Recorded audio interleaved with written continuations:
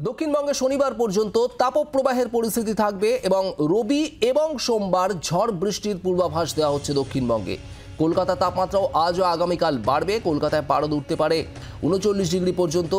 অন্যদিকে তাপপ্রবাহের কবলে পড়তে পারে বাঁকুড়া, 2 বর্ধমান। এবং এর পাশাপাশি আরও কি জানানো হচ্ছে হাওয়া অফিস সূত্রে, অয়ন ঘোষাল আমাদের প্রতিনিধি রয়েছেন আমাদের সঙ্গে। অয়ন, উত্তর এবং দক্ষিণবঙ্গে ঠিক কী ধরনের আবহাওয়া থাকবে আগামী কয়েকদিনে?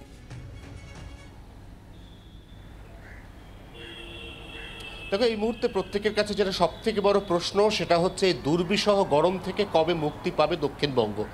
আলিপুর আবহাওয়া দপ্তর দক্ষিণবঙ্গের প্রায় সব জেলার সমস্ত মানুষকে আশ্বস্ত করে জানাচ্ছেন যে শনিবার বিকেলের পর থেকে দক্ষিণবঙ্গে গরমের দাপট আস্তে আস্তে কমবে।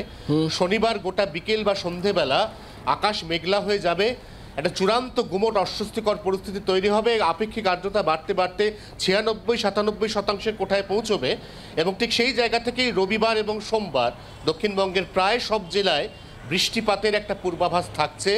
যে বৃষ্টি একদিকে পশ্চিমাঞ্চলের জেলা অর্থাৎ ঝাড়খণ্ড লাগোয়া যে জেলাগুলো সেখানে বেশি হবে, তার পাশাপাশি গাঙ্গেয় দক্ষিণবঙ্গ তার প্রায় সব জেলাতেই শনি অথবা রবিবার বজ্রবিদ্যুৎ সহ বৃষ্টি হতে চলেছে।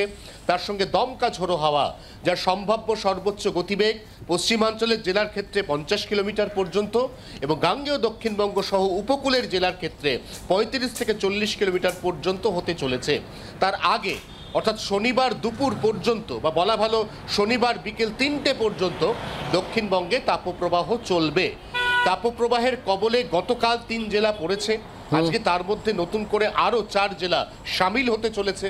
গাঙ্গেয় দক্ষিণবঙ্গের ক্ষেত্রে আজকে চূড়ান্ত অস্বস্তিকর একটা পরিস্থিতি, যেখানে দিনের বেলা আপেক্ষিক আর্দ্রতা 90-এর বেশি এবং তার সঙ্গে ঘাম প্যাচপ্যাচে একটা আর্দ্রতা এবং তাপমাত্রা।